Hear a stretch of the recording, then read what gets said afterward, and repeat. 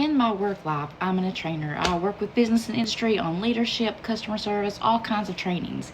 And one of the things that I love to study about is the brain, because when I study about the brain and learn all about it, it just aligns with scripture so much. Have you ever heard of the mind gap? Science says inside your brain there is a half of millisecond but the time that you think about something and the time that you add an emotion to it. A half a millisecond. We have that half a millisecond to take charge of those thoughts and where they go. Science also says that once that we fixate an emotion on the thought, it's almost like a locomotive that we cannot turn it around.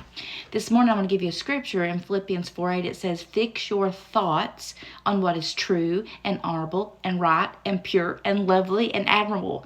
Think about things that are excellent and worthy of praise. Jesus left us his peace. He said, I leave you my peace, not the peace of the world. And every time that we entertain thoughts that are in opposition to that peace that God has given us, we are going to give our attention to that. It's going to increase our anxiety and our stress. So today, take charge of your thoughts.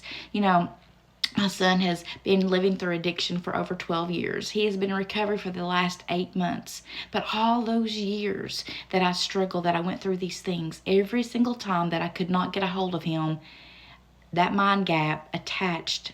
I went all the way to the coffin, standing there with him, standing at the casket, dealing with people. That's how far I would let my mind go. That's how far I allowed Satan to have a hold of those thoughts.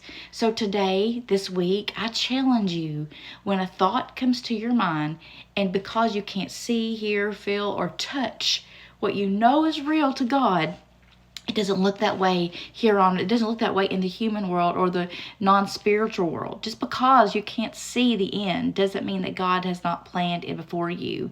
So think on these thoughts. Again, things that are true, think on them. If it's not true, it's false. It's from the enemy. He is the father of lies. And honorable and right and pure and lovely and admirable.